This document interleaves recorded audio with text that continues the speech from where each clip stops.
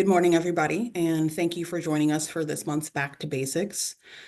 Today, we are going to be learning about family preservation services, child safety conferences, and using the four questions. Lori Ludman and Beth Webster, supervisors from the Eastern Service Area, will be walking us through what these are and how to best utilize these resources to support our work and keep children safely in their homes whenever possible. These tools are an important part of our practice standards and help us make informed decisions when assuring safety for children and families. So Lori and Beth, I'll go ahead and hand it off to you. Thanks, Clarice. So as Clarice said, we're going to talk about family preservation services. We're going to refer to that as FPS throughout most of our presentation today. We're also going to talk about child safety conferences, referred to as CSC. And then finally, we're going to look at the four questions when looking at Safe for Home initiative. So we're going to start with family preservation services. Family preservation services are short-term, they're intensive, they're home-based, and they really focus on that crisis intervention that led the child to be at risk of removal or placement into foster care. Next, so the goal of FPS is to offer families services that are focused on assisting in crisis management, restoring the family to a minimally adequate level of functioning, and building support within their community so they can remain safely together. Flexibility is used with each case to adjust to the family's unique needs. And we're going to talk a little bit about eligibility and expectations. Families that are eligible are those that are at imminent risk of child removal and foster care placement. Some of the expectations for FPS is that the provider needs to meet with the family within 24 hours. There should be at least 8 face-to-face contacts and 10 calendar days. And the notes need to be in within 1 business day. Additionally, when making those referrals for services, we need to both call and email the referral. They do have a referral email box that's monitored, but not constantly. So in order to get it picked up faster and make sure that they're aware that that's coming, it's best to call first. In regards to interactions with FPS, if the family already has FCS services, we can work on integrating interactions into the FPS case. If there's not any open services, then it's the HHS worker's responsibility to coordinate with family regarding interactions with them and their natural supports. Also, if we need, so for FPS services for the 3 rounds, the CPW or the SWCM can approve the first round, but any additional rounds up to 3 need to be approved by the CPW or the SWCM supervisor. If a family receives FPS anytime during the life of the case and is later determined that FPS is necessary again to prevent removal, the social work administrator has to authorize those additional rounds. Excuse me. And we need to be clearly communicating with the contractor at the time of the referral that the SWA has approved those additional FPS rounds. Once that's done, then we follow the same process for making the referral. Next slide. So in regards to workers' responsibilities, we need to support, assist, and focus on the safety concern when working with the family. It's important to keep the primary focus of addressing the safety concern that led to the FPS case at the forefront. Next slide. So safety plans. When implementing FPS, a safety plan needs to be developed with the family, and it needs to include who will participate to assure safety of the child, who will monitor the safety plan, the duration of the safety plan. We need to document the actions taken or services initiated to address each identified current danger. We need to address behaviors, conditions, and circumstances associated with the current danger, indicators that'll be controlled. And a safety plan is designed to manage the foreseeable danger in the least restrictive manner. That safety plan offsets the need to take more restrictive action, but failure to follow that safety plan could result in that action needing taken in the future. Motivational interviewing is one of the primary tools we use in FPS. The skill can be helpful with families identifying what's not working, skills and resources they possess to address the problem, and finally, the steps of progress that will indicate success. When using motivational interviewing, there's 4 primary techniques. Those are open-ended questions, affirmations, reflective listening, and summaries.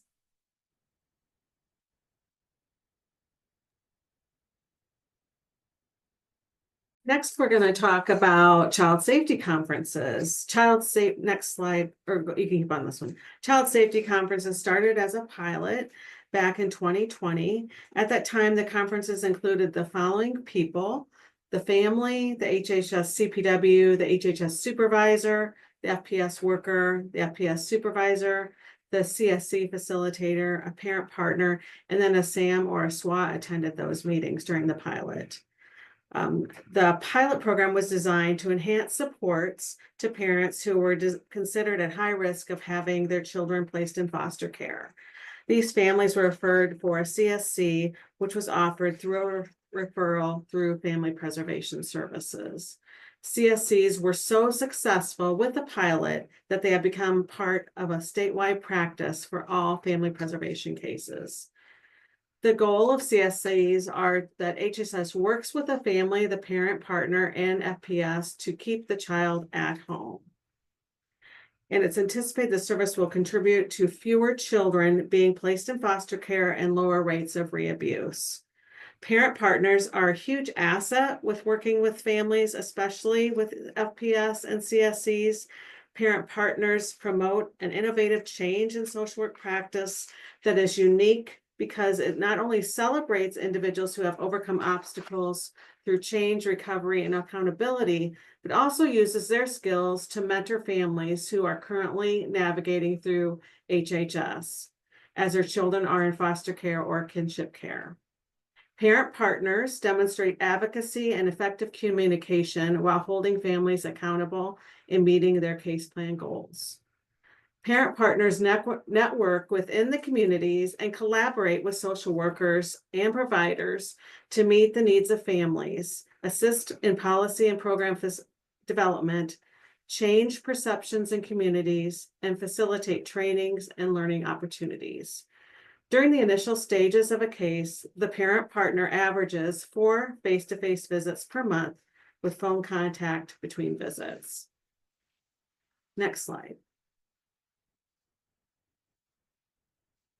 So eligibility for a child safety conference requires that the family is receiving FPS services, and there'll be an initial meeting within 3 business days of the referral and the follow-up meeting within 10 calendar days of the initial meeting.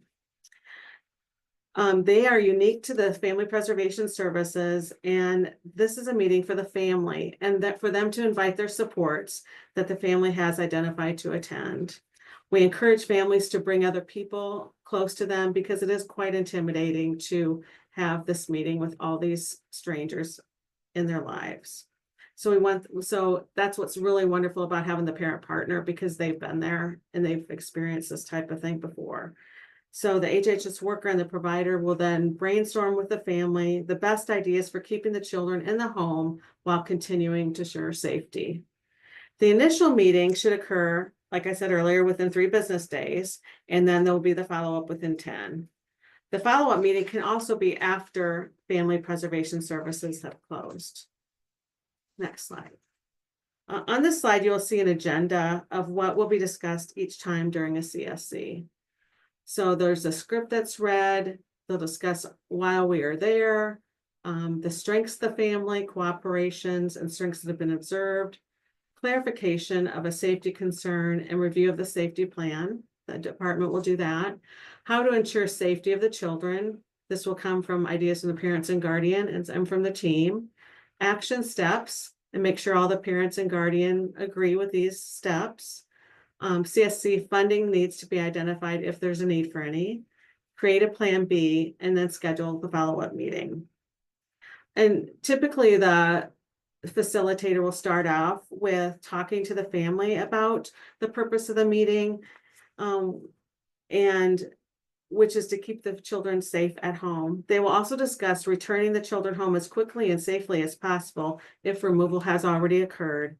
The facilitator will guide the conversation to assist the participants in developing a plan that can accomplish the goals, as well as encourage all to think outside of the box. The facilitator will share during the introduction that if we are not able to maintain the children safely at home, we will work together to identify what loving and caring adult who already has a strong relationship with the children is able to temporarily care for the children until they safely return to their parent. That would be our part B, Plan B. The safety plan is reviewed during the meeting to ensure that it's being followed, or if any adjustments need to be made to best ensure the safety of the children. The CSC will focus on the immediate safety concerns that place the children at risk for removal and address those concerns so that the children may remain in the home. Having open conversations with the family and their supports will help provide transparency and set the family up to develop appropriate plans in order to move forward.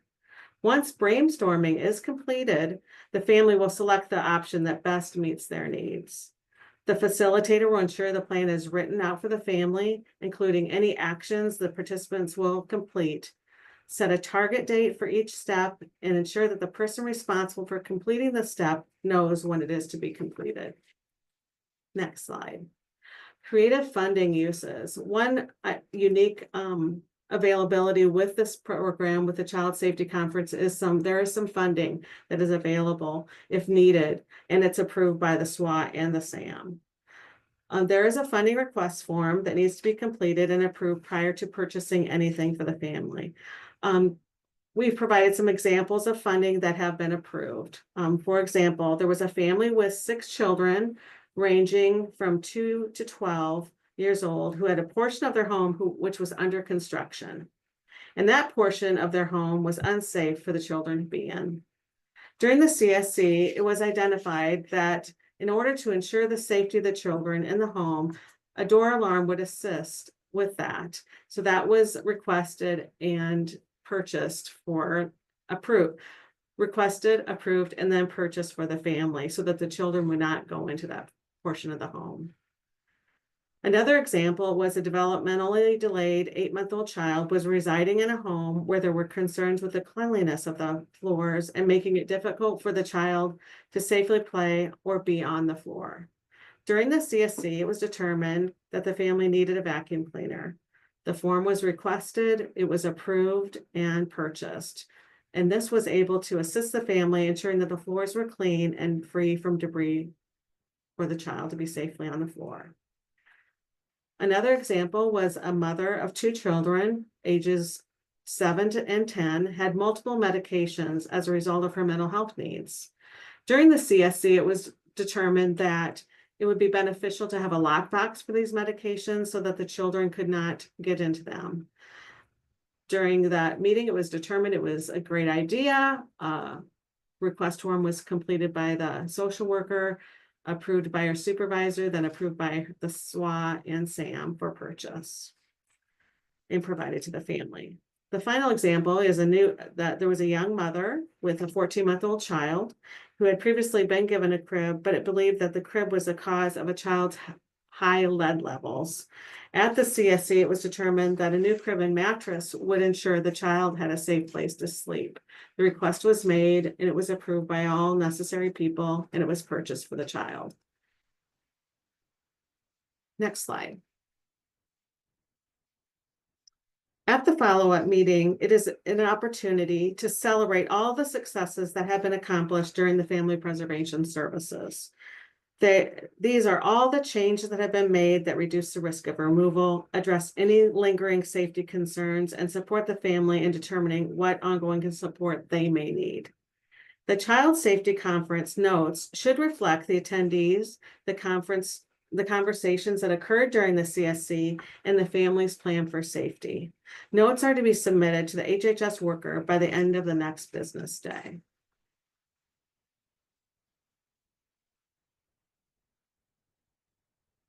All right, so talking about the 4 questions, when you're faced with the decision of whether a child should be removed, you should ask yourself the following questions.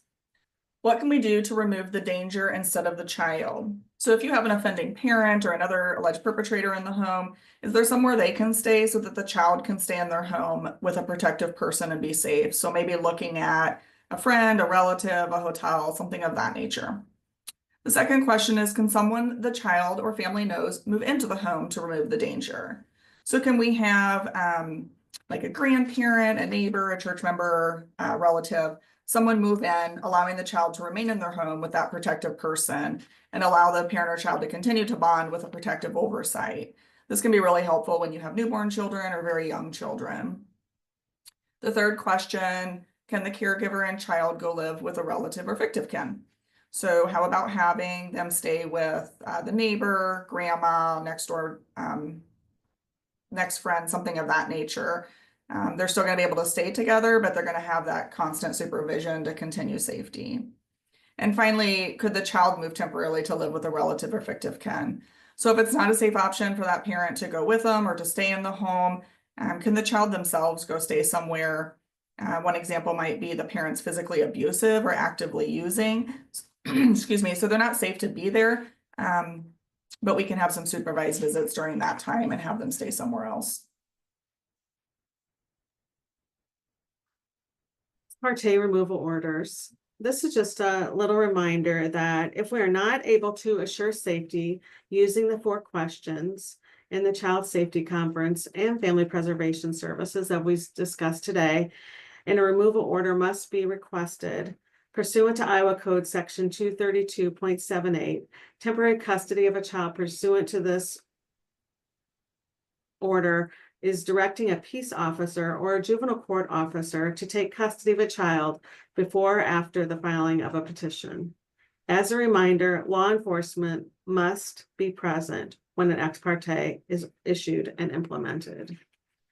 That is all the information we had to share today. We wanted to wish you all a happy Social Work Month. And thank you for all the hard work you do every day and the thankless things you do all day long to help families and support them and to keep their Your children Honor, together. Is there any questions at all that anyone has?